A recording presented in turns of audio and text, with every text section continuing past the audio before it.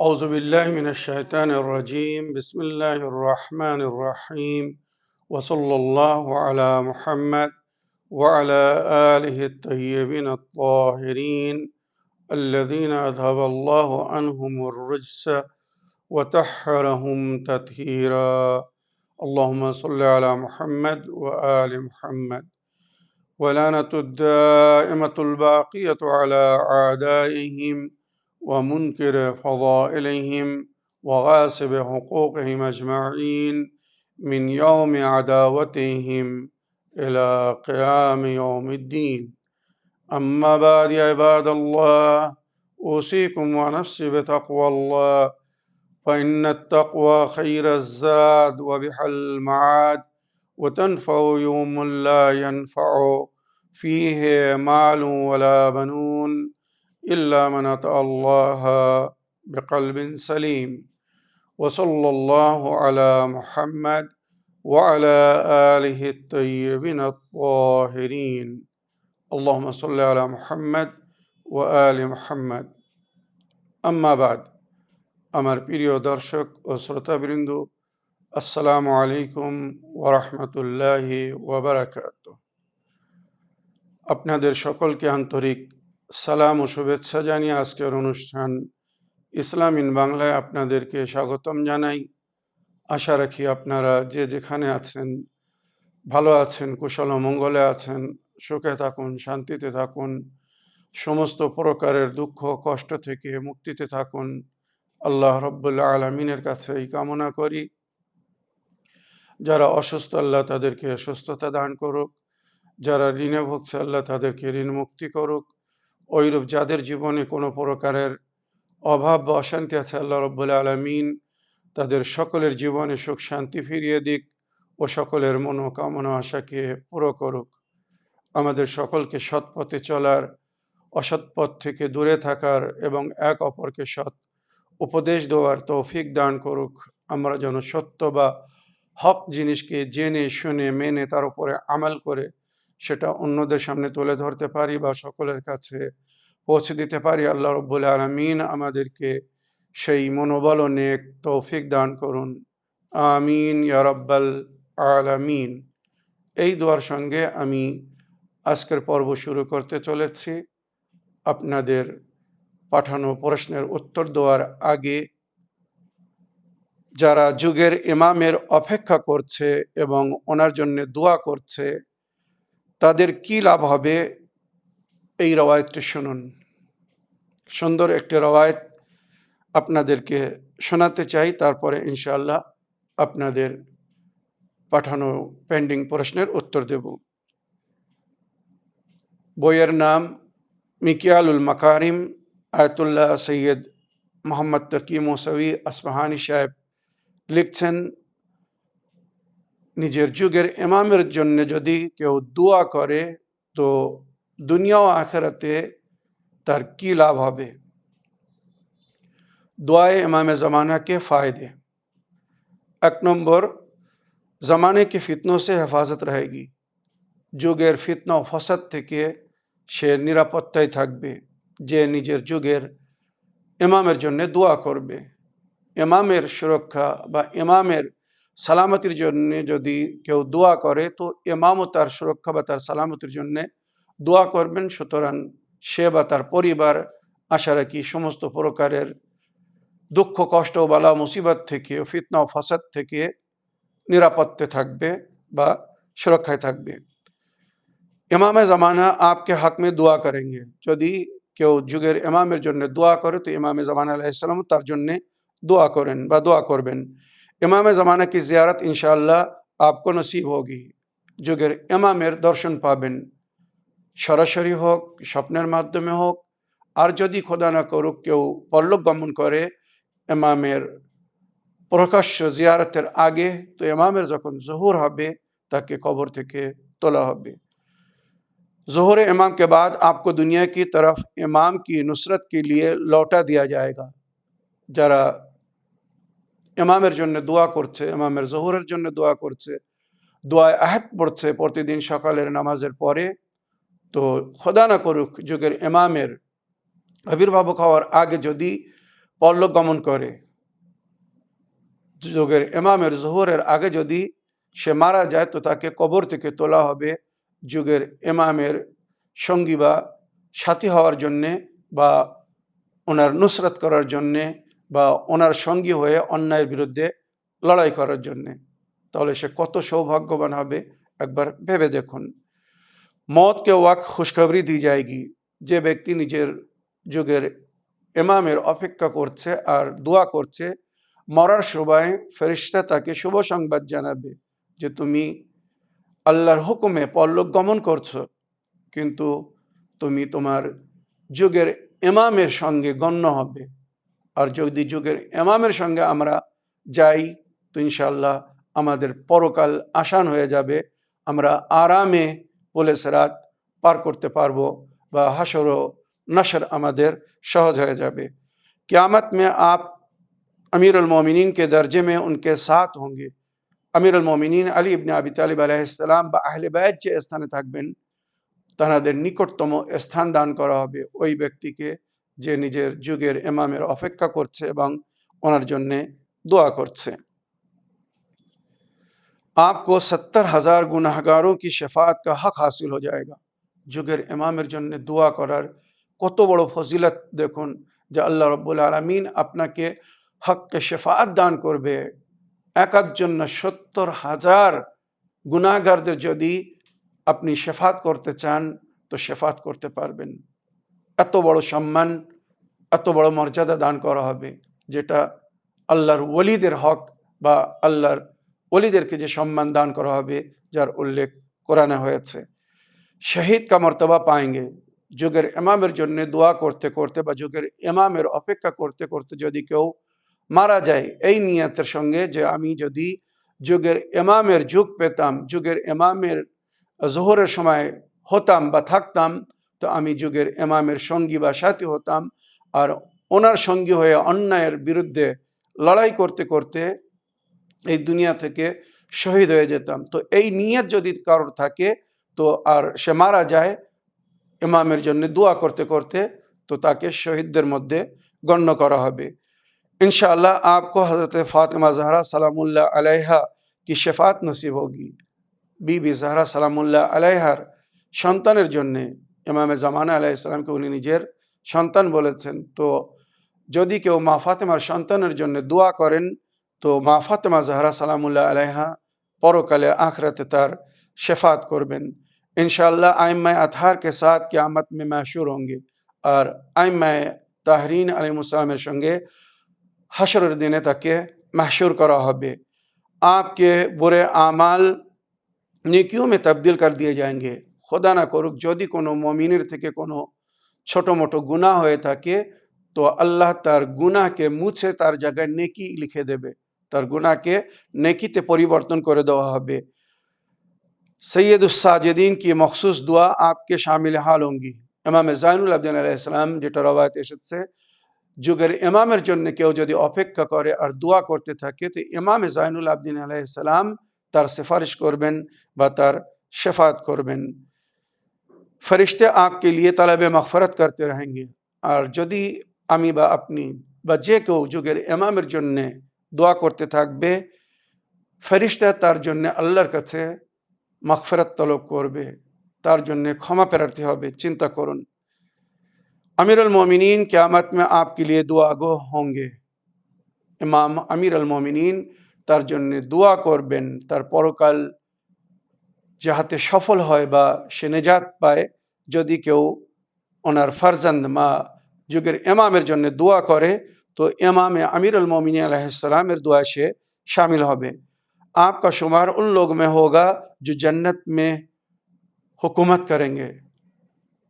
যেমন দুনিয়ায় রাজারা রাজত্ব করছে, প্রকৃত মুমিন যে নিজের যুগের ইমামের অপেক্ষা করছে আর সবসময় ইমামের জন্য দোয়া করছে, আল্লাহ রাব্বুল আলামিন তাকে বাদশার মতো জীবন দান করবে। পরকালে জান্নাতে তার রাজত্ব হবে, মানে তার এত নৌকার চাকর সেবক হবে, সে অনুভব করবে যে আমি রাজা আর এই হুর ও গিলমান সবাইকে আমার সেবক বা আমার প্রজা করা হয়েছে।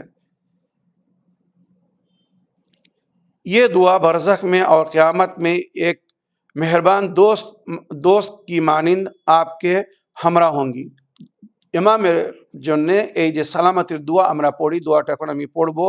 যদি কেউ এই দোয়া পড়ে তো এই দোয়া একটি সুন্দর বন্ধুর রূপে, এক দয়াময় মেহেরবান বন্ধুর রূপ ধারণ করে হাসরের দিনে, কিয়ামতের দিনে আমাদের সঙ্গী বা সাথী হবে আর আমাদেরকে বারবার সান্ত্বনা দেবে, চিন্তা করো না, আমি তোমার সঙ্গে আছি, তোমার নিরাপত্তার জন্য আমি আছি। আজকের দিনের কঠিনতা থেকে, আজকের দিনের যে ভয়ঙ্কর দিন, যে দিনে সবাই ভয়ভীত হবে, সেই দিনে এই দোয়া সুন্দর এক বন্ধু হয়ে আসবে আর আমাদেরকে সান্ত্বনা দিবে আর বলবে আমি তোমার সঙ্গে আছি, চিন্তার কোনো প্রয়োজন নেই। তুমি তোমার যুগের ইমামের সালামতির দোয়া করতে, আল্লাহ তোমার দোয়াকে কবুল করেছেন আর আজ আমি তোমার জন্য সালামতি হয়ে এসেছি, সুরক্ষা হয়ে এসেছি, শান্তির কারণ হয়ে এসেছি। আসুন আমরা সবাই মিলে ওই দোয়াটি পড়ি, তারপরে ইনশাআল্লাহ আপনাদের পাঠানো প্রশ্নের উত্তর দেব। বিসমিল্লাহির রহমানির রহিম।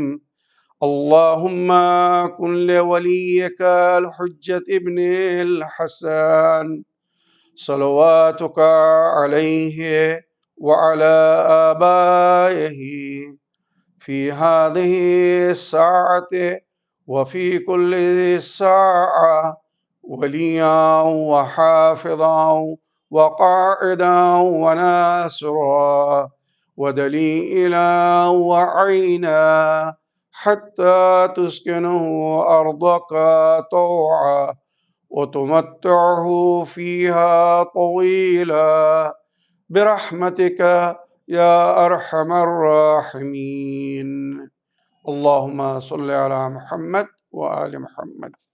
আমার প্রিয় দর্শক ও শ্রোতাবৃন্দ, আসুন এবার আমি আপনাদের অডিও রেকর্ডিং প্লে করব আর আপনাদের পাঠানো প্রশ্নের উত্তর দেব। দেখি প্রথম প্রশ্ন কোথা থেকে কে করছেন। আসসালামু আলাইকুম। ওয়ালাইকুম আসসালাম ওয়া রাহমাতুল্লাহি ওয়া বারাকাতুহু। ভাই সাহেব, ইমাম মেহেদী সম্পর্কে কিছু বলবেন? আর তানার পিছনে এসে এক নবী এসে নামাজ পড়বে, এটা আমাদের বিশ্বাস আকীদা, যেটা আসবে, কিন্তু অনেক সুন্নিরা এটা মানে না। তারপরের প্রশ্ন, যে আমরা যে শিয়ারা 12 ইমাম মানি, এটা আমাদের বিশ্বাস যে এটা কোরআন শরীফে আছে, কিন্তু সুন্নিরা যেসব খলিফাদের মানে, এদের কি কোরআনে এদের কোনো উল্লেখ আছে, নাম আছে যারা খলিফা শিওর? একটু বলবেন। আলটিয়া থেকে আলী রেজা বলছি ভাই। ওয়ালাইকুম আসসালাম ওয়া রাহমাতুল্লাহি ওয়া বারাকাতুহু। আমার প্রিয় ভাই আলী রেজা সাহেব, উত্তর 24 পরগনার বাদুড়িয়া থানার আটলিয়া গ্রাম থেকে আপনি বলছেন। আপনার ফোন কলের জন্য আপনাকে ধন্যবাদ জানাই। আপনি নিজের অডিওতে দুটো প্রশ্ন রেখেছেন। প্রথম কথা হচ্ছে,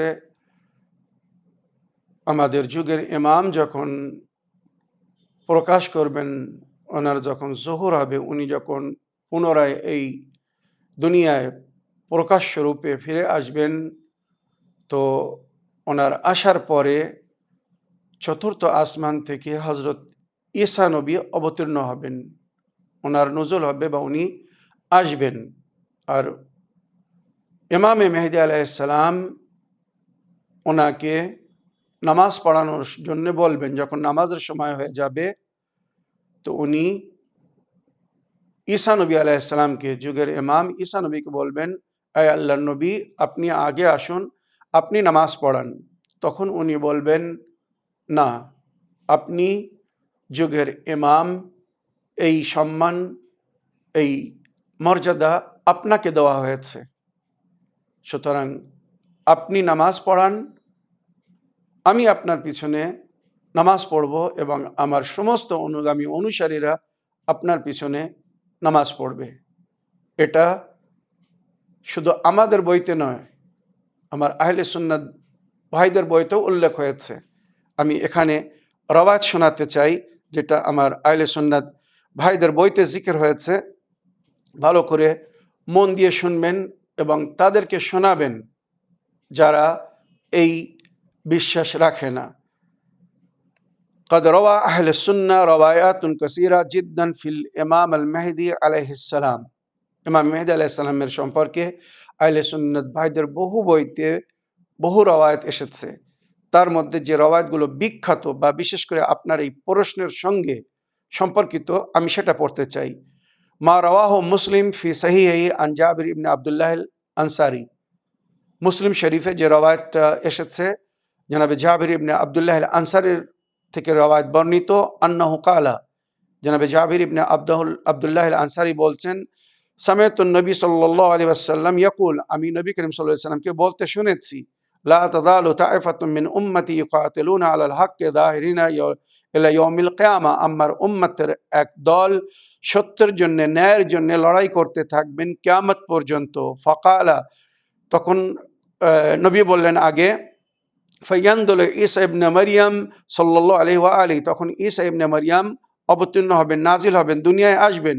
ফায়াকুল আমিরহুম, তখন ওই দলের যারা অন্যায়ের বিরুদ্ধে লড়াই করতে থাকবে, অর্থাৎ ইমামে জামানা এবং ওনার সাথীরা, ফায়াকুল আমিরহুম, তানাদের যিনি আমির বা সর্দার হবেন অর্থাৎ যুগের ইমাম, উনি বলবেন, তাল সাল্লানা, আয় নবী আল্লাহ ঈসা আপনি আসুন, আমাদের আগে হয়ে নামাজ পড়ুন, আমাদেরকে নামাজ পড়ান।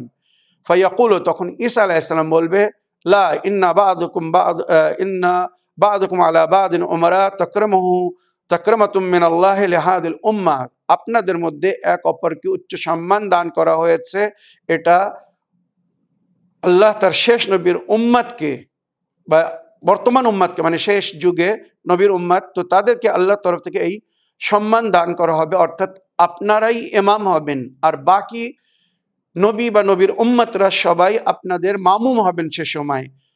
ওয়া মিসলু ফি মুসনাদ আহমদ ইবনে হাম্বল সফা 120, সেম রওয়ায়াত মুসনাদ আহমদ ইবনে হাম্বল 120 নম্বর পৃষ্ঠায় লেখা হয়েছে। ভালো করে শুনুন, আহলে সুন্নাত ভাইদের বই থেকে কিন্তু সূত্র দিয়ে বলছি, যে বই ওনাদের ওখানে বিখ্যাত, বাব ইমামুল মাহদি, সমস্ত হাদিসের বইতে এই হাদিস লেখা হয়েছে। মিনহা মা রাওয়াহুল বুখারী ওয়া মুসলিম ওয়া আহমদ ফি সাহিহিম, ওইরূপ সহি বুখারীতে, সহি মুসলিমে বা মুসনাদে আহমদ ইবনে হাম্বল, এই তিনটি বিখ্যাত বইতে এই রওয়ায়াত লেখা হয়েছে। আন রাসূলুল্লাহ সাল্লাল্লাহু আলাইহি ওয়াসাল্লাম, নবী করিম সাল্লাল্লাহু আলাইহি ওয়াসাল্লামের থেকে এই রওয়ায়াত বর্ণিত, উনি বলছেন, কালা সাল্লাল্লাহু আলাইহি ওয়া আলিহি ওয়াসাল্লাম, কাইফা আনতুম ইযা নাযালা ইবনে মারইয়াম ফিকুম ওয়া ইমামুকুম মিনকুম, সেই সময় তোমাদেরকে কেমন অনুভব হবে, কেমন লাগবে যখন আসমান থেকে ঈসা ইবনে মারইয়াম, মানে জনাবে মারইয়ামের ছেলে হযরত ঈসা নাজিল হবেন, অবতীর্ণ হবেন, আসবেন। ওয়া ইমামুকুম মিনকুম, আর তখন যেখানে নামাজ হবে, তো নামাজ হবে তোমাদের ইমামের মাধ্যমে, মানে তোমাদের ইমাম ইমামতি করবেন আর ঈসা নবী তার পিছনে নামাজ পড়বে। তাহলে কত বড় সম্মান এই উম্মতকে দেওয়া হয়েছে, একবার ভেবে দেখুন। ওয়াল মুরাদ বিকাউনিল ইমাম মিনহুম আল ইমাম আল মেহদি আজ্জালাল্লাহু তাআলা ফারাজুহ শরীফ। এই সমস্ত বিখ্যাত বইয়ের মধ্যে যে রওয়ায়াতগুলো এসেছে, এই রওয়ায়াত বলছে ঈসা নবী আলাইহিস সালাম যখন আসবেন, তো সেই সময় ঈসা নবী আলাইহিস সালাম ইমামে মেহেদী আলাইহিস সালামের পিছনে নামাজ পড়বেন, ইমামে মেহেদী ইমাম হয়ে নামাজ পড়াবেন আর ঈসা নবী ওনার পিছনে নামাজ পড়বেন। হাফিজ কন্দুজি সাহেব তাফসিরে কন্দুজি তুলে দেখুন, ইয়ানাবিউল মুআদ্দাহ তুলে দেখুন, সমস্ত তাফসিরে বা রওয়ায়াতের মধ্যে লেখা হয়েছে। হাফিজ কন্দুজি সাহেব আহলে সুন্নাত ভাইদের বিখ্যাত রাইটার বা রাবি, উনি বলছেন ইমামে মেহেদী আলাইহিস সালাম যখন আসবেন, তো উনি ইমাম হয়ে নামাজ পড়াবেন আর ঈসা নবী ওনার পিছনে নামাজ পড়বেন। ওখানে একটা প্রশ্ন তোলা হয়েছে ওনার ছাত্র বা শিষ্যদের তরফ থেকে বা ওনার ভক্তদের বা অনুগামী অনুসারীদের তরফ থেকে, কে ঈসা নবী উনি তো আগে এসেছিলেন, উনি ইমামের চেয়ে তো উত্তম হবেন, ঈসা নবী কেন পেছনে নামাজ পড়বেন, উনি কেন নামাজ পড়াবেন না, ইমামে মেহেদী কেন আগে হবেন, উনি কেন নামাজ পড়াবেন? তার উত্তরে উনি লিখছেন, ইমামে মেহেদি ইমামে হকিকি। ইমামে মেহেদি যদি সামান্য সময়ের জন্যে ঈসা নবীর পেছনে দাঁড়ান আর ঈসা নবী আগে হয়ে যদি নামাজ পড়ান, তো ওই অবস্থায় নবী হবেন ইমাম আর ইমামে মেহেদি হবেন মামুম। আর হকিকি ইমামের জন্যে সামান্য চুল পরিমাণের সময়ের জন্যও কারোর মামুম হওয়া জায়েজ না। চিন্তা করুন কিভাবে উনি রবায়ত করছেন যে হকিকি ইমাম, ইমামে মেহেদি উনি হকিকি ইমাম, সুতরাং ওনার জন্য কারোর পিছনে মামুম হয়ে নামাজ পড়া জায়েজ না। আমি প্রশ্ন করতে চাই আমার আহলে সুন্নাত ভাইদের, বিবেকধারীদের কাছে, যারা জ্ঞানী শিক্ষিত বা যাদের মধ্যে বিবেক আছে, বুদ্ধি আছে, শেষ ইমাম, যুগের ইমাম, তার জন্যে ঈসা নবীর মতন উলুল আজম পয়গম্বর বা উলুল আজম নবীর পিছনে মামুম হয়ে নামাজ পড়া জায়েজ না। যদি উনি মামুম হন তো ততক্ষণের জন্য উনি ইমাম থাকবেন না। সুতরাং হাফিজ কান্দুই সাহেব লিখছেন, ইমামে হকিকির জন্যে এটা জায়েজ না অন্য কারোর পিছনে মামুম হয়ে নামাজ পড়া। তো শেষ ইমামের জন্য যদি ঈসা নবীর মতো উলুল আজম পয়গম্বর বা নবীর পিছনে মামুম হয়ে নামাজ পড়া জায়েজ না হয়, তো প্রথম ইমাম হযরত আলী আলাইহিসসালাম, দ্বিতীয় ইমাম ইমামে হাসান আলাইহিসসালাম বা তৃতীয় ইমাম ইমামে হোসেন আলাইহিসসালাম, তাদের জন্য কি করে জায়েজ হতে পারে তাদের পিছনে মামুম হয়ে নামাজ পড়া, যারা না ইমাম ছিল না নবী ছিল? প্রশ্ন রাখছি, কোশ্চেন মার্ক। শুধু উত্তর দিয়ে দিন, আমি শান্তি পাবো আপনাদের উত্তর শুনে। যারা বলে যে নবীর পিছনে, নবীর পরে যারা খলিফা হয়েছিল হযরত আলী, ইমামে হাসান, ইমাম হুসাইন, তাদের পিছনে নামাজ পড়তেন মামুম হয়ে, শেষ ইমামের জন্যে ঈসা নবীর পিছনে মামুম হয়ে নামাজ পড়া জায়েজ না। তো নবীর পরে যারা নবীর জায়গা নিয়েছিল জোরপূর্বক, যারা খলিফা হয়েছিল, তারা না নবী ছিল না ইমাম ছিল, তাহলে তাদের পিছনে মাওলা আলী কি করে নামাজ পড়তে পারেন বলুন? ইমামে হাসান, ইমাম হুসাইন যারা হকিকি ইমাম ছিলেন, যাদের ইমামাতের ঘোষণা কোরআন ও হাদিসের মধ্যে হয়েছে, বলুন তারা কি করে তাদের পিছনে নামাজ পড়তে পারেন? এই সমস্ত মিথ্যাচার, মিথ্যা অপবাদ ছেড়ে দিন। আর কতদিন এইভাবে মিথ্যা প্রচার চালিয়ে যাবেন? আপনারা নবীকেও ছাড়েননি। এক সময় নবী নাকি অসুস্থ ছিলেন, প্রথম খলিফাকে বলেছিলেন, যাও তুমি নামাজ পড়াও। উনি নামাজ পড়াচ্ছিলেন, এমন সময় নবী অনুভব করলেন আমি সুস্থ হয়ে গেছি, আমি নামাজ পড়তে পারবো। মসজিদে এসেছেন, দেখছেন উনি নামাজ পড়াচ্ছেন, ওখানে ওনার পেছনে নামাজ শুরু করে দিয়েছেন। তো যারা নিজের নবীকে, যুগের নবীকে খলিফাদের পেছনে দাঁড় করিয়ে দিয়েছে, তারা আমাদের ইমামদের যদি দাঁড় করিয়ে দেয় তো এতে আশ্চর্য হওয়ার কোনো কারণ নেই। যেখানে আসল রওয়ায়েত, নবী যখন খবর পেলেন যে আমি অসুস্থ বলে কেউ আমার জায়গায় দাঁড়িয়ে নামাজ পড়াতে যাচ্ছে, যেখানে আমি বারবার বলেছি যদি আমি কোথাও অনুপস্থিত থাকি তো সেখানে হযরত আলী আমার জায়গায় আমার দায়িত্ব পালন করবে, এটাই নবীর বাক্য ছিল বা নবীর কথা ছিল সমস্ত সাহাবীদের জন্য বা সমস্ত উম্মতিদের জন্য। যখন উনি খবর পেলেন যে কেউ নামাজের পার্টিতে দাঁড়িয়েছে নামাজ পড়াবে বলে, সুতরাং সঙ্গে সঙ্গে ওই অবস্থায় নবী নিজের হুজরা থেকে উঠে মসজিদে প্রবেশ করলেন। মসজিদ আর ওনার হুজরা পাশাপাশি একই জায়গায় ছিল বলে সঙ্গে সঙ্গে ওখান থেকে মসজিদে গিয়ে উনি লিড করলেন, উনি নামাজ পড়ালেন, উনি ইমাম হয়ে, যাতে অন্য কেউ ওনার জায়গায় ইমাম হয়ে নামাজ না পড়াতে পারে। এই শিক্ষা, এই জ্ঞান যাদের মধ্যে আছে, যাদের মধ্যে এই মারেফাত আছে, এই হকিকত যারা জানে, তারা কখনো ওই মিথ্যাচার চালাবে না বা ওই মিথ্যা অপবাদ দিবে না যে মাওলা আলী আলাইহিস সালাম বা ইমামে হাসান ও ইমামে হোসেন ওনারা নাকি খলিফাদের পিছনে নামাজ পড়ছিলেন বা পড়েছিলেন। যাক আমার প্রিয় ভাই, এই যে রওয়ায়াতগুলো শোনালাম, এর থেকে কি বুঝলেন? আপনি নিজেও অনুভব করুন, আর তাদেরকে এই রওয়ায়াত তাদের বই থেকে বললাম, তাদেরকে গিয়ে শোনান যে ঈসা নবী যখন আসবেন, নবী বলছেন সে সময় তোমাদেরকে কেমন অনুভব হবে, কত গর্ব করবা তোমরা, কত ফখর হবে যে ঈসা নবী তোমাদের যুগের ইমামের পিছনে নামাজ পড়বেন, আর ইমাম তোমাদের মাঝখান থেকে হবে, অর্থাৎ ইমামে মেহেদী আলাইহিস সালাম। চিন্তা করুন। তাছাড়া আরো অনেক রওয়ায়াত আছে ইমামে মেহেদী আলাইহিস সালাম যখন আসবেন। আমি আমার ভাইয়ের প্রশ্নের উত্তরে কিছু রওয়ায়াত এখানে শোনাতে চাই, তবে তার আগে আমার ভাই আরো একটা প্রশ্ন করেছেন যে কোরআনে কি কোথাও ইমামের জিকির হয়েছে? যাদেরকে আমরা মানি ইমাম বলে, কোরআনে কোথাও ইমাম বা ইমামদের জিকির হয়েছে?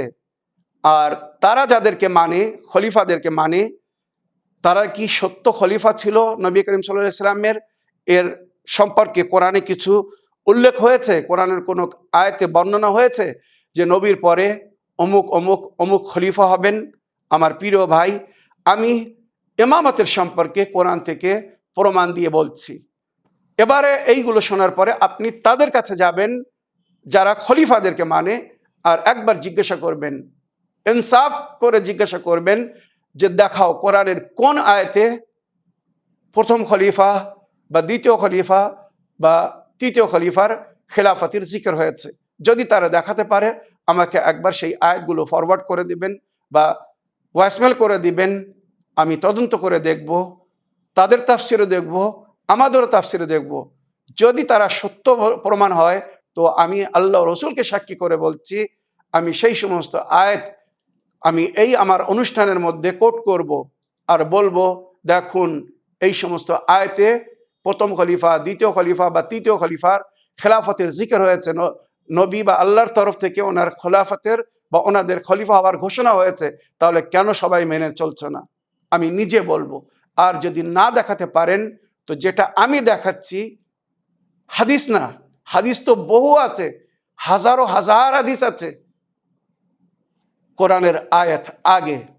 আমি কোরআনের ওই সমস্ত আয়াত পড়ছি যে আয়াতে আমাদের ইমামের জিকির হয়েছে, ইমামের সম্পর্কে বলা হয়েছে। সূরা বনী ইসরাইল আয়াত নম্বর 71, 17 নম্বর সূরা আয়াত নম্বর 71। বিসমিল্লাহির রহমানির রহিম, ইয়াউমা নাদউ কুল্লা উনাসিম বিইমামিহিম। সেই দিনকে স্মরণ করো যেদিন তোমাদেরকে তোমাদের ইমামের সঙ্গে ডাকা হবে। ইয়াউমা নাদউ কুল্লা উনাসিন, সমস্ত লোককে ডাকা হবে, বিইমামিহিম, তাদের ইমামের সঙ্গে। সেই সময় মান উতিয়া কিতাবু বিয়ামিনিহি, যাদেরকে তাদের নামায় আমাল তাদের ডান হাতে দেওয়া হবে। অর্থাৎ আমরা যা কিছু দুনিয়ায় করছি ফেরেশতারা লিখছে, কিরামুল কাতিবিন আমাদের সমস্ত আমাল লিখছেন। তো যাদের নামায় আমাল তাদের ডান হাতে দেওয়া হবে তাদেরকে জান্নাতের শুভ সংবাদ দেওয়া হবে, আর যাদেরকে নামায় আমাল তাদের বাম হাতে দেওয়া হবে তাদেরকে জাহান্নামের খবর দেওয়া হবে। তো ফামান উতিয়া কিতাবহু বিয়ামিনিহি ফাউলাইকা ইয়াকরাউনা কিতাবহুম, যাদের ডান হাতে তাদের নামায় আমাল দেওয়া হবে তারা নিজের আমাল নামা পড়বে। ওয়ালা ইউজলামুনা ফাতিলা, আর তাদের উপরে কোনো জুলুম হবে না বা তাদের সঙ্গে কোনো অন্যায় হবে না। এরা কারা? যারা নিজের যুগের ইমামের সঙ্গে যাবে, যারা নিজের যুগের ইমামের সঙ্গে যাবে তাদের নামায় আমাল তাদের ডান হাতে দেওয়া হবে, আর তাদের উপরে কোনো সেদিন জুলুম হবে না, অন্যায় হবে না, অবিচার হবে না। চিন্তা করুন। আলহামদুলিল্লাহ, শুকরুলিল্লাহ, আমরা নিজের যুগের ইমামের উপরে বিশ্বাস রাখি, ওনাকেই অনুসরণ করছি, ওনার সঙ্গী বা সাথী হয়ে যাতে পরলোক গমন করতে পারি বা পরলোকে ওনার সঙ্গী বা সাথী হতে পারে, আমরা সবসময় সেই দোয়া করছি। এই আয়াতের তাফসিরে দুররে মনসুর মুল্লা জালালউদ্দিন সিউতি সাহেব, আহলে সুন্নাত ভাইদের বিখ্যাত ইমাম মুল্লা জালালউদ্দিন সিউতি বা ইমাম সিউতি সাহেব যাকে বলা হয়, ওনার তাফসির তুলে দেখুন। এই আয়াতের তাফসির উনি কি লিখেছেন? যখন সাহাবীরা নবীর কাছে জিজ্ঞাসা করেছিলেন, ইয়া রাসূলুল্লাহ ইয়াউমা নাদউ কুল্লা উনাসিম বিইমামিহিম, সমস্ত মানুষকে তার ইমামের সঙ্গে ডাকা হবে, এই আয়াতের ব্যাখ্যা করুন। তখন নবী করিম সাল্লাল্লাহু আলাইহি ওয়াসাল্লাম বলেছিলেন, আমার মুসলমান ভাইদের তাফসিরে যেটা লেখা হয়েছে, ইউদআ কুল্লা কওমিন বিকিতাবি রাব্বিহিম ওয়া বিসুন্নতি নবিয়িহিম ওয়া বিইমামি জামানিহিম, সমস্ত জাত সমস্ত কওমকে তাদের গ্রন্থ মানে আল্লাহর তরফ থেকে যে কিতাব তাদেরকে দেওয়া হয়েছে হেদায়েতের জন্য, সেই কিতাবের সঙ্গে ডাকা হবে। ওয়া বিসুন্নতি নবিয়িহিম, আর সেই যুগে যে নবীর সুন্নাত চলছিল সেই সুন্নাতের সঙ্গে ডাকা হবে, ওয়াবে ইমামে জামানেহি, আর সেই যুগে তাদের যে ইমাম ছিল সেই ইমামের সঙ্গে ডাকা হবে। তাই নবী করিম সাল্লাল্লাহু আলাইহি ওয়াসাল্লাম বলেছেন, মান মাতা ওয়ালাম ইয়ারিফ ইমামা জামানিহি ফাকাত মাতা জাহিলান, ফাকাত মাতা কাফিরান, ফাকাত মাতা ইহুদিয়ান, ফাকাত মাতা নাসরানিয়ান। যদি কেউ নিজের যুগের ইমামকে না চিনে মরে তো সে মূর্খ মরবে, সে কাফির মরবে, সে ইহুদি মরবে, সে খ্রিস্টান মরবে, ইসলামের উপরে তার মৃত্যু হবে না। মান বাতা ওয়ালাম ইয়াবি ইমাম আল্লাযী ইফতারাদাল্লাহু তাআতুহু ওয়া মাতা ফাকাদ মাতা আলাল কুফর। যদি কেউ রাত্রে ঘুমায় ওই ইমামের বায়াত না করে, যার বায়াতকে তার উপরে ফরজ করা হয়েছে বা যার ইতাত ফরজ করা হয়েছে, আর ওই রাতের ভোর হওয়ার আগে যদি সে মারা যায় তো সে কুফরের উপরে মরবে। এই হাদিস মুসলমানদের সমস্ত বিখ্যাত হাদিসের বইতে উল্লেখ হয়েছে। তারপরেও যদি কেউ নিজের যুগের ইমামকে না চেনে, না জানে, না মানে, তো তার কি অবস্থা হবে সে নিজে ভেবে দেখুক। তো কোরআনে সূরা বনী ইসরাইলের আয়াত নম্বর ৭১ ইমামের জিকির হয়েছে, আমাদের সকলকে যুগের ইমামের সঙ্গে ডাকা হবে।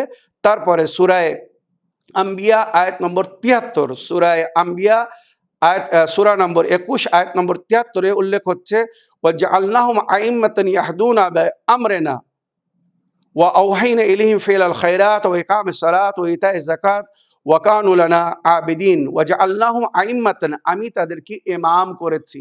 ইমাম এক মানে সিঙ্গুলার, আর আইম্মা হচ্ছে তার প্লুরাল, বহুবচন। তো যে আল্লাহুম আইম্মাতান, আমি তাদেরকে ইমাম করছি। এই ১২ জন ইমামের জিকির হয়েছে এই আয়াতে। ওয়াজা আল্লাহুম আইম্মাতান ইয়াহদুনা বিআমরিনা, তারা আমার হুকুমে আমার বান্দাদেরকে হেদায়েত করে। ওয়া আওহাইনা ইলাইহিম বিফিল খায়রাত, আর আমি তাদেরকে নেকি করার জন্য ওহী করেছি। ওয়া ইকামিস সালাত, নামাজ কায়েম করতে বলেছি। ইতাউজ যাকাত, যাকাত দিতে বলেছি। ওয়া কানু লানা আবিদিন, আর এরাই আমার উপাস্য বান্দা, উপাস্যকারী বান্দা। এই আবেদিন বলতে ইমামরা, যারা নিজের জীবনের কোনো এক মুহূর্ত আল্লাহর উপাসনা বা ইবাদত থেকে বিরত থাকেননি। চিন্তা করুন।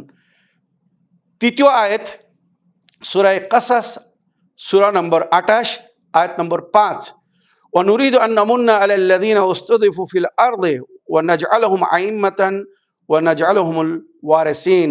আল্লাহ রাব্বুল আলামিন বলছেন, আমি চাই, কি চাই, আন নামুন্না আলাল লাযীনা উসতুযিফু ফিল আরদি, তাদেরকে জমিনের উপরে দুর্বল করা হয়েছে, আমি তাদেরকে শান্তি দান করতে চাই। ওয়া নাজআলহুম আইম্মাতান, আমি তাদেরকে ইমাম করব। ওয়া নাজআলহুমুল ওয়ারিসিন, আর জমিনের উপরে তারা ওয়ারিস হবে, মানে এই পুরো জমিনের তারা মালিক হবে। এনারা হবেন ইমাম। যুগের ইমামের যখন জোহর হবে তখন পুরো বিশ্বে ইলাহি হুকুমত কায়েম হবে, আর ওই ইলাহি হুকুমতে রাজিত্ব করবেন ইমাম মেহেদী আলাইহিস সালাম বা ইমামরা। তারপর চতুর্থ আয়াত সূরা সাজদা সূরা নম্বর ৩২ আয়াত নম্বর ২৪ ইরশাদ হচ্ছে, ওয়াজআলনা মিনহুম আইম্মাতান ইয়াহদুনা বিআমরিনা লাম্মা সাবারু ওয়া কানু বিআয়াতিনা ইউকিনুন। ওয়াজআলনা মিনহুম আইম্মাতান, আমি তাদের মধ্যে থেকে ইমাম করেছি, ইয়াহদুনা বিআমরিনা, তারা আমার হুকুমে হেদায়েত করে। লাম্মা সাবারু, তখন তারা ধৈর্য ধরেছিল। মানে ইমামের যুগে যারা ইমামকে ফলো করেনি বা ইমামদের উপরে যারা জুলুম করেছে বা ইমামদেরকে ছেড়ে ইমামদেরকে সরিয়ে যারা নিজেরা রাজিত্ব করেছে, আর সেই সময় যে ইমামরা ধৈর্য ধরেছিলেন সেই সবর বা ধৈর্যের জিকির হচ্ছে লাম্মা সাবরু, সেই সময় ওনারা ধৈর্য ধরেছিলেন। ওয়া কানু বিআয়াতিনা ইউকিনুন, আর তারা আমার নিশানির উপরে পরিপূর্ণ বিশ্বাস রাখতেন যে একদিন এই দুনিয়ায় ইলাহি হুকুমত হবে আর ইমামরা হুকুমত করবেন, ইমামদের রাজিত্ব হবে ইনশাআল্লাহ। সেই দিন আর বেশি দূরে নেই। তো আমার প্রিয় ভাই, এই যে ৪টি আয়াত পড়লাম, ইমাম বা ইমামদের জিকির হয়েছে। এবারে তাদেরকে বলুন, যারা খলিফাদেরকে মেনে চলছে, কোরআনের কোন আয়াতে আল্লাহ বলেছে যে আমার নবীর পরে অমুক অমুক অমুক আমার নবীর খলিফা হয়ে উম্মতের হেদায়েত করবে, আমার বান্দাদেরকে কিয়ামত পর্যন্ত গাইড করবে? আর এখনো কিয়ামত আসেনি, তাহলে সেই খলিফার মধ্যে কে বেঁচে আছে, কে এখন আছে? প্রতি যুগে আল্লাহ কোরআনে বলছে ওয়ালিকুল্লি কওমিন হাদ, আমি প্রতি যুগের জন্য আমার তরফ থেকে হাদি রেখেছি। কে সেই হাদি? আল্লাহর তরফ থেকে এখন উম্মতে মুসলিমার হেদায়েত করছে। তাদেরকে বলুন, সেই হাদির পরিচয় করাতে বলুন যে এখন বিশ্বে এই সেই খলিফা যিনি পুরো বিশ্বকে হেদায়েত করছেন, গাইড করছেন। হ্যাঁ, কোরআনের আয়াতে বা নবীর হাদিসে যাদের কে নবীর খলিফা করা হয়েছে বা নবী যাদের ইমামতের বা খেলাফতের ঘোষণা করেছেন, আমি বহুবার মুসলমানদের হাদিসের বই থেকে সূত্র দিয়ে বলেছি, নবীর হাদিস আল খুলাফা ও বাদি ইসনাই আশার কুল্লুহুম মিন কুরাইশ, আমার পরে আমার 12 জন খলিফা হবেন, তারা সবাই কুরাইশ বংশ থেকে হবে। আল আইম্মাতু বাদি ইসনাই আশার, আমার পরে 12 জন ইমাম হবেন। আউয়ালুহুম আলী ইবনে আবি তালিব ওয়া আখিরুহুমুল মাহদি, এই ইমামদের মধ্যে প্রথম ইমাম হবেন হযরত আলী, আর শেষ ইমাম হবেন ইমামে মেহদী আলাইহিস সালাম। ওয়া কুল্লুহুম মিন কুরাইশ, এরা সবাই কুরাইশ বংশ থেকে হবে, নবীর বংশ থেকে। এবারে বলুন ভাইরা, প্রকাশ্যভাবে কোরআন ও হাদিস থেকে আমি প্রমাণ করলাম, প্রমাণ দিলাম আমাদের ইমামদের সম্পর্কে, বা নবীর পরে যারা নবীর প্রতিনিধি হয়েছিলেন আল্লাহ ও রসুলের তরফ থেকে, তাদের সম্পর্কে বললাম।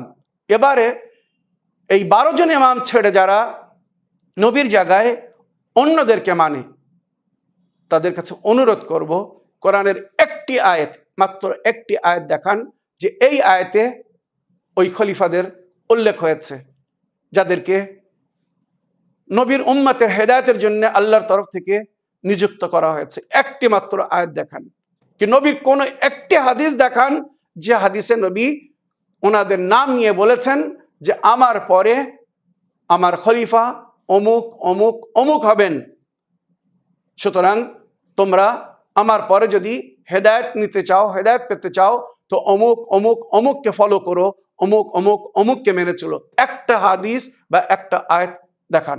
আশা রেখে আমার প্রিয় ভাই, আপনি আপনার প্রশ্নের উত্তর পেয়েছেন। ইনশাআল্লাহ আল্লাহ তৌফিক দান করুক। যুগের ইমাম কে হবেন, কি তার ক্ষমতা হবে, এবং তিনি আসার পরে কি করবেন, আগামী এপিসোডে আমি নবী করিম সাল্লাল্লাহু আলাইহি ওয়াসাল্লামের সুন্দর দুটি হাদিস আপনাদের সামনে তুলে ধরব। আসুন আগের প্রশ্ন নিই, দেখি কোথা থেকে কে কি প্রশ্ন করছেন। আসসালামু আলাইকুম, আমি শরীফ শেখ বলছি কলকাতা নিউটাউন থেকে। আশা করি আপনি ভালো আছেন। আমার অবস্থা খুব খারাপ।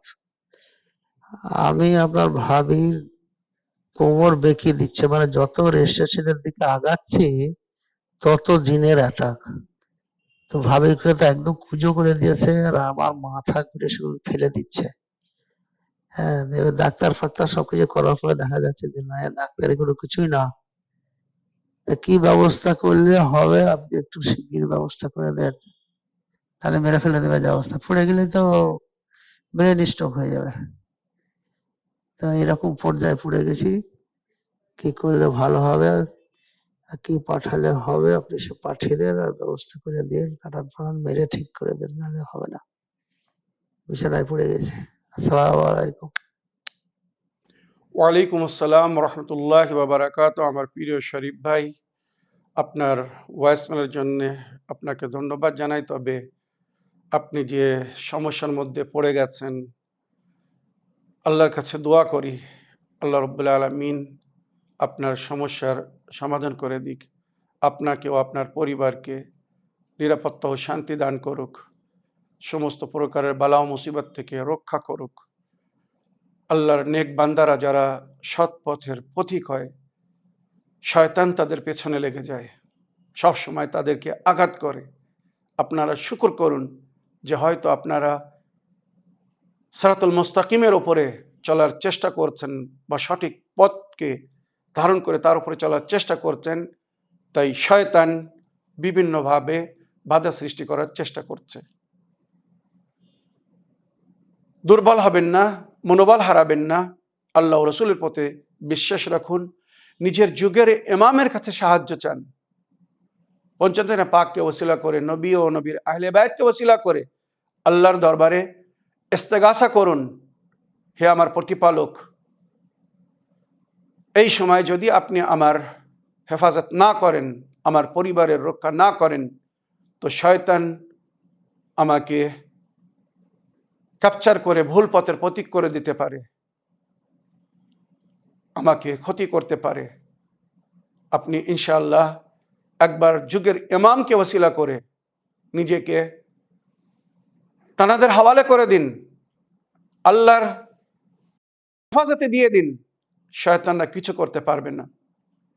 তবুও উপায় স্বরূপ আমি আপনার জন্য বলছি, সূরায়ে জিন এবং হিরজে আবু দাজানা, যে হিরজ নবী করিম সাল্লাল্লাহু আলাইহি ওয়াসাল্লাম আবু দাজানা নামক এক সাহাবীকে দিয়েছিলেন, জিন তাকে জ্বালাতন করছিল, ক্ষতি করছিল, সবসময় কোনো না কোনো ভাবে আঘাত করছিল। নবী করিম সাল্লাল্লাহু আলাইহি ওয়াসাল্লাম নিজে একটি হিরজ লিখে তাকে দিয়েছিলেন, এটা তোমার কাছে রাখো বা রাত্রে তোমার বালিশের নিচে রাখো, তোমার ঘরে যদি থাকে তো জিন আশেপাশে আসবে না, তোমার নিকটে আসবে না। সুতরাং হিরজে আবু দাজানা আপনি এবং আপনার ফ্যামিলি বা পরিবার, আপনার স্ত্রীকে নিজের কাছে রাখতে বলুন, তার সঙ্গে সূরায়ে জিন যদি রাখতে পারেন অতি উত্তম। আর যেটা হেফাজতের জন্য নবী করিম সাল্লাল্লাহু আলাইহি ওয়াসাল্লাম বলেছেন, হাফত হাইকাল, 7 হাইকাল বলে কোরআনের ওই সমস্ত আয়াত যার মধ্যে আল্লাহ রাব্বুল আলামিন জিন্ন, ইনস ও শয়তানের থেকে হেফাজতের ওয়াদা করেছে। সুতরাং ওই আয়াতগুলো পড়ুন সকাল সন্ধ্যা, এবং প্রিন্ট করে যদি নিজের কাছে বা নিজের বাড়িতে রাখতে পারেন রাখুন। ইনশাআল্লাহ আশা রাখি যে সমস্যার মধ্যে পড়ে গেছেন বা যে কষ্ট ভোগ করছেন 100% এর থেকে মুক্তি পাবেন। আমার প্রিয় ভাই, আমি আল্লাহর কাছে সবসময় আপনার জন্য দোয়া করব। আগের প্রশ্ন নিই। আসসালামু আলাইকুম। ওয়ালাইকুম আসসালাম ওয়া রাহমাতুল্লাহি ওয়া বারাকাতুহু।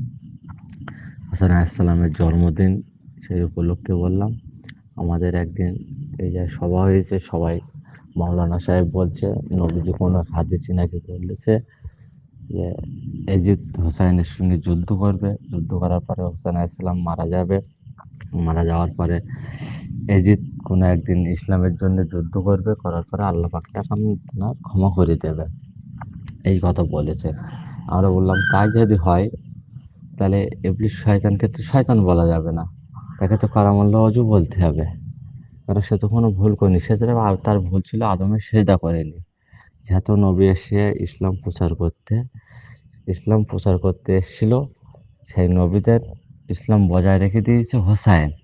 এরা কিভাবে বলে মাওলানা গুনো, এরা কি কোরআন শরীফ পড়ে না? এ কিভাবে মাওলানা হলো, এটাই চিন্তা করি ভাই। আমরা আলী রেজা বলছি ভাই। আসসালামু আলাইকুম। ওয়ালাইকুম আসসালাম রহমতুল্লাহি ওয়া বারাকাতুহু। ওয়ালাইকুম আসসালাম রহমতুল্লাহ ওয়া বারাকাতুহু। আমার প্রিয় ভাই আলিজা সাহেব, আপনি যে মোল্লাদের কথা বললেন, এরা এজিদ ও এজিদের বাপদাদা পূর্বপুরুষদের অনুগামী, অনুসারী। এরা এজিদি মুসলমান, এজিদির সব সময় সাপোর্ট করছে বা এজিদকে বাঁচানোর চেষ্টা করছে। নবী করিম সাল্লাল্লাহু আলাইহি সাল্লাম যদি এমন কখনো বলে থাকেন যে এজিদ প্রথম আমার সন্তানের সঙ্গে যুদ্ধ করে আমার সন্তানকে মারবে আর পরে ইসলামের জন্য যুদ্ধ করবে বলে, সে ক্ষমা পেয়ে যাবে। ইন্না লিল্লাহি ওয়া ইন্না ইলাইহি রাজিউন। এই সমস্ত মিথ্যাবাদী মৌলবীরা আর কতদিন দিন নিয়ে ব্যবসা করবে, ধর্ম নিয়ে ব্যবসা করবে? আর এজিদ কখনো ইসলামের জন্য লড়াই করেনি, বরং এজিদ বা এজিদের পূর্বপুরুষরা, বাপদাদারা সর্বক্ষণ ইসলামের বিরুদ্ধে সমস্ত লড়াইতে শরিক ছিল। এজিদ ইমাম হোসেন আলাইহিস সালামের কাতলের পরে